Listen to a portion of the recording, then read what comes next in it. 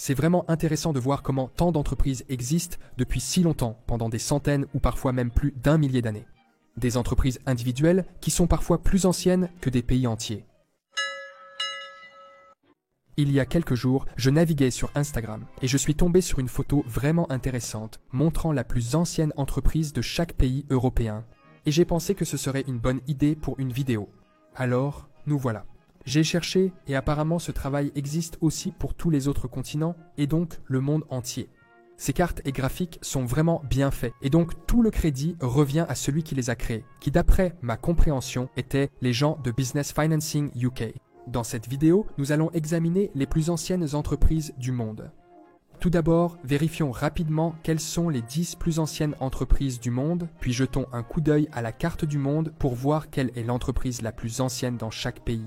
Il est important de noter que ce ne sont pas les premières entreprises créées, mais les plus anciennes qui sont toujours en activité aujourd'hui. L'article datant de l'an dernier, il est possible, bien qu'improbable, que certaines de ces entreprises aient fermé depuis. Les 10 plus anciennes entreprises du monde entier sont réparties sur plusieurs continents, domaines de travail et pays.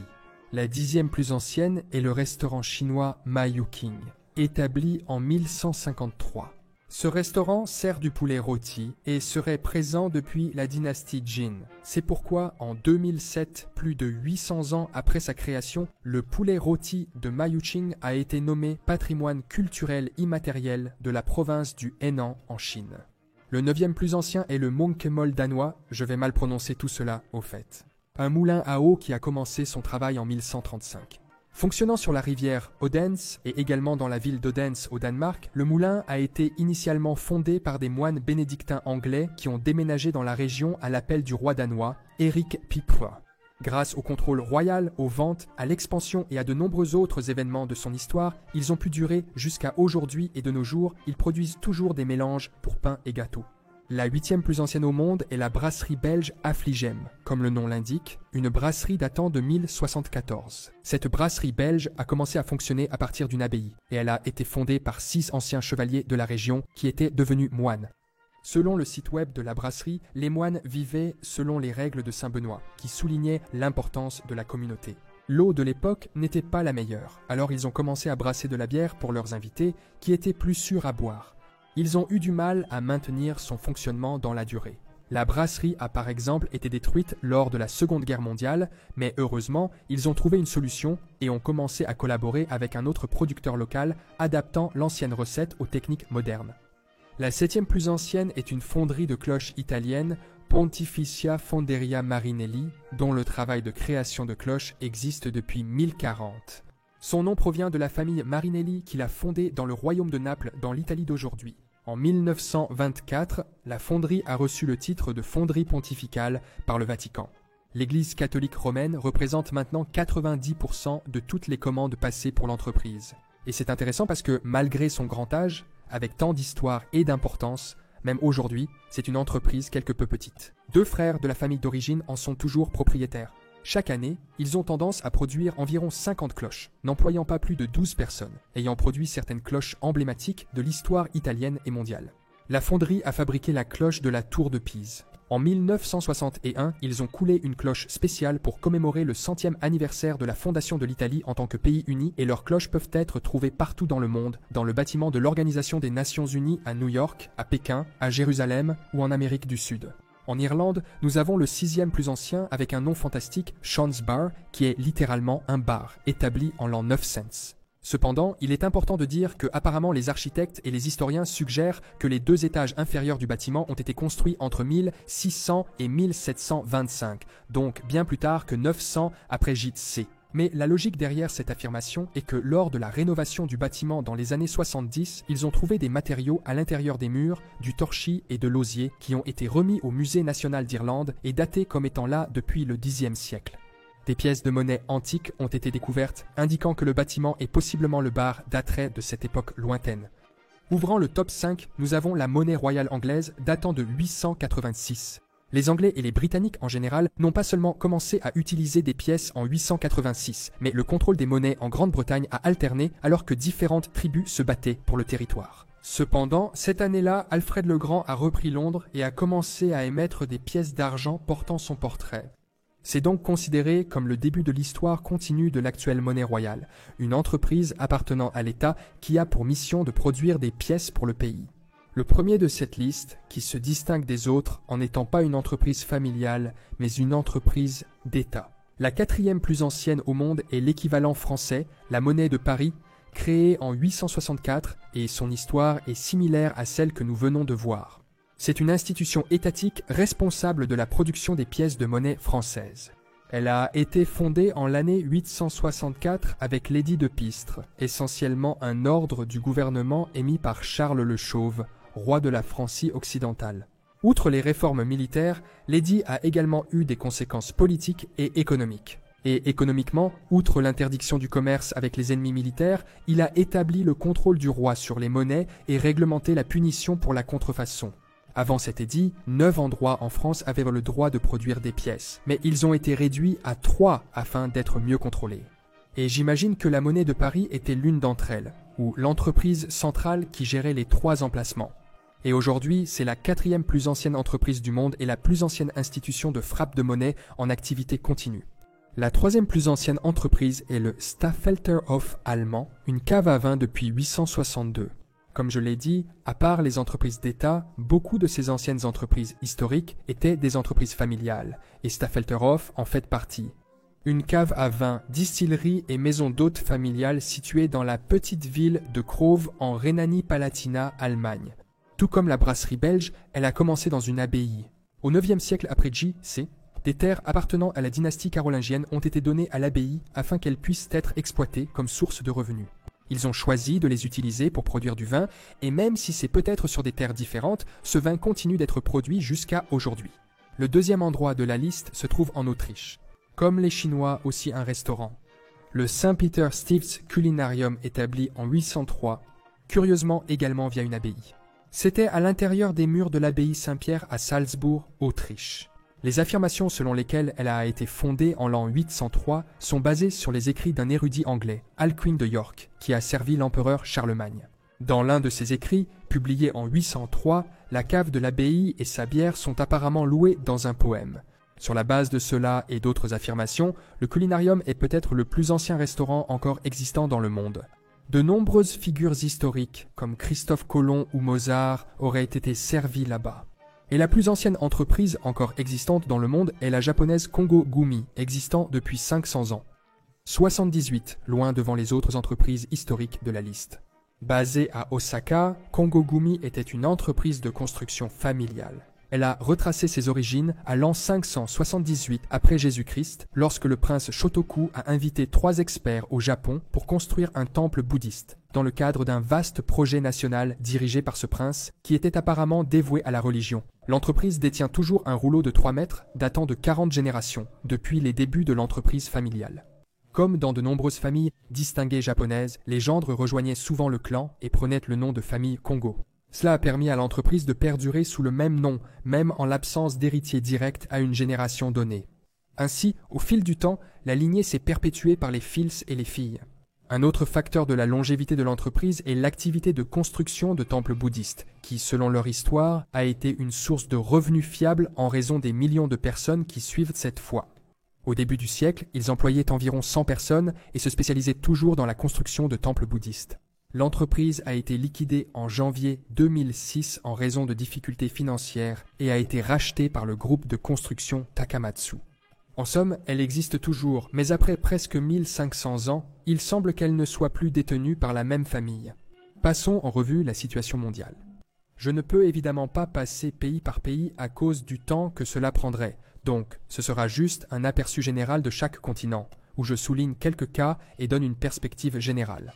Si vous voulez en savoir plus sur les entreprises historiques d'un continent en particulier, dites-le moi en commentaire et je peux faire une vidéo dédiée, comme les plus vieilles entreprises d'Europe, où j'entrerai plus en détail sur chacune d'elles.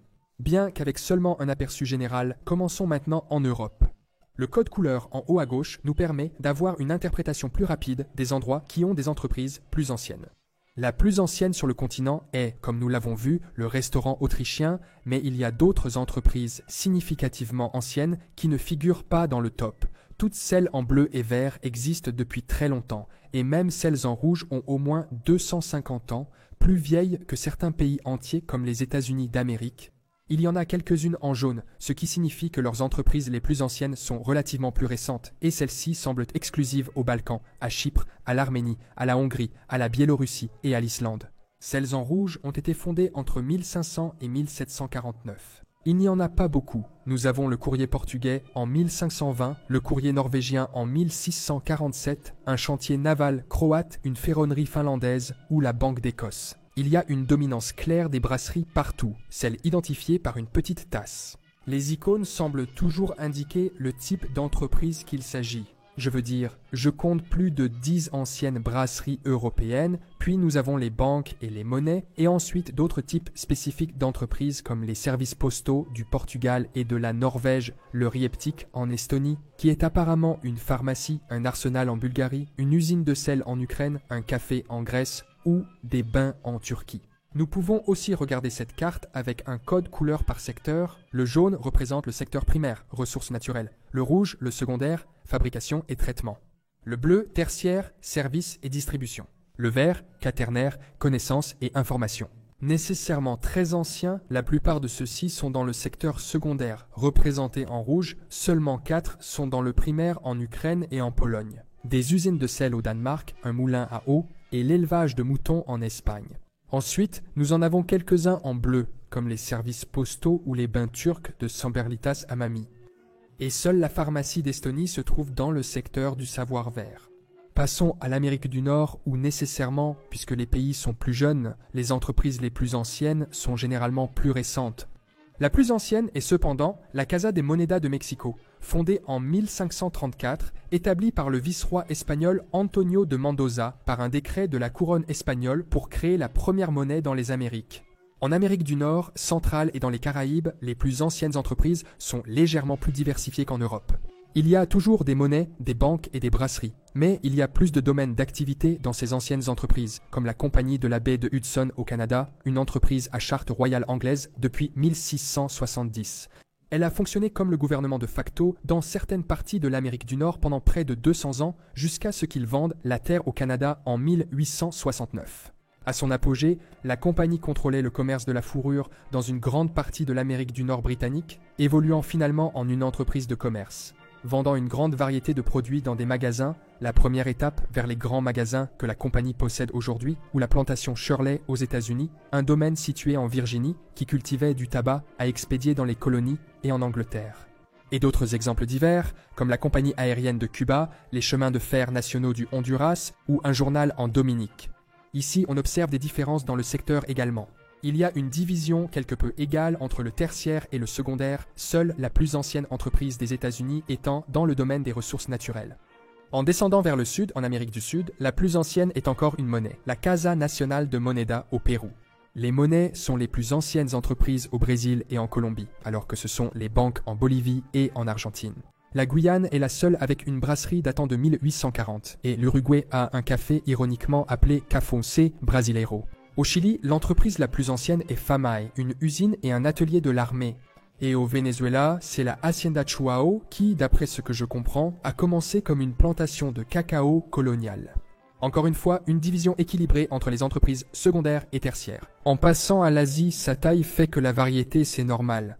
D'une usine de montres en Russie à une entreprise de coton en Afghanistan, une usine chimique aux Émirats arabes unis, un arsenal en Indonésie, une entreprise d'électricité au Laos ou le groupe Wadia en Inde qui a commencé comme une entreprise qui construisait des navires et des docks à Bombay en 1736. Les plus anciennes entreprises d'Asie sont originaires du Japon et de la Chine. Ce sont les deux seuls en bleu parmi le top 10 mondial. L'Inde et la Russie suivent en rouge, et ensuite le reste à leurs entreprises les plus anciennes dans la catégorie jaune, ce qui signifie qu'elles ont été fondées quelque part entre 1750 et 1999. À ce stade, nous comprenons que la plupart des entreprises les plus anciennes à travers le monde, une tendance confirmée en Asie, appartiennent au secteur secondaire ou tertiaire, rouge ou bleu, dans ces cartes secondaires, la fabrication ou les services respectivement. Les deux seuls à traiter des ressources naturelles en Asie semblent être la mine de charbon Bogatyr du Kazakhstan ou la Cotton Company de l'Afghanistan. En Afrique, les espèces mentionnées dans l'article font partie de la même catégorie. La plupart semblent être des banques, des entreprises de médias ou principalement des services postaux. D'autres ont des compagnies de train, voire des chemins de fer ou des compagnies aériennes. Certains se diversifient dans divers domaines tels que l'exploitation minière, la restauration, les brasseries ou les usines, comme le premier Fast Moving Consumer Goods d'Afrique du Sud qui a débuté comme fabricant alimentaire. La Poste de Maurice, le plus ancien service postal du pays, date de 1772. Presque tous sont dans le secteur tertiaire en bleu ici, avec 3 en rouge en Afrique du Sud, en Tanzanie et en Érythrée. 2 dans le primaire, la Commission de la viande du Botswana et les mines Alco en Guinée. Le Tchad et le Cameroun sont en vert, bien que je ne sache pas pourquoi puisque la compagnie de coton de l'Afghanistan était dans le secteur primaire. Mais peut-être que cela a plus à voir avec la durabilité naturelle de ces ressources et pas tant avec leur extraction pour la production. Enfin, en Océanie, nous n'avons pas beaucoup de données à examiner. Le plus ancien est la Poste d'Australie de 1809, suivi de la Banque de Nouvelle-Zélande en 861, puis de la European Trust Company en 1991, tous étant donc dans le secteur tertiaire bleu des services et de la distribution. La plupart du monde a été à un moment ou à un autre partiellement colonisé par les Européens, il est donc logique qu'en arrivant et en s'emparant du pouvoir et des ressources locaux, ils aient créé leurs propres entreprises pendant ces temps coloniaux, qui dans certains cas, même s'ils finissent par être transférés aux populations locales, perdurent jusqu'à aujourd'hui. Toutes les entreprises qui existaient auparavant ont probablement été interrompues ou fermées en raison de l'arrivée des Européens et de leur prise de contrôle des territoires.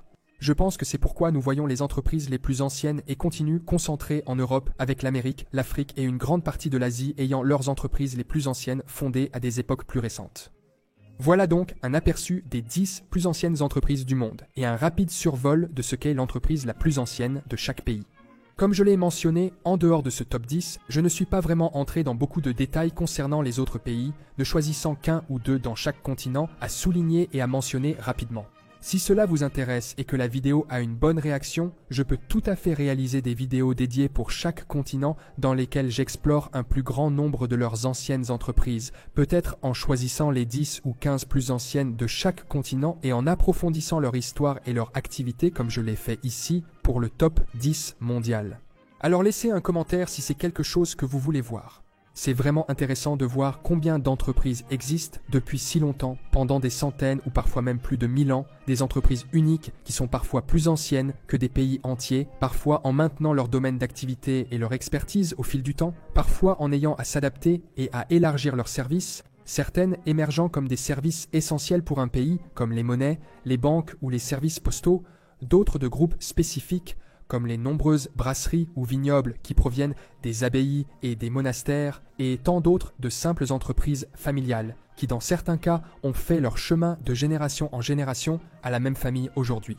Encore une fois, tous les crédits à celui qui a créé ces cartes fantastiques que nous avons pu voir, et grâce à elles, apprendre sur les plus anciennes entreprises du monde. D'après ce que je comprends, elles proviennent de Business Financing UK qui a fait un travail fantastique pour les réaliser. Merci d'avoir regardé cette vidéo. Abonnez-vous pour plus de connaissances générales. À la prochaine.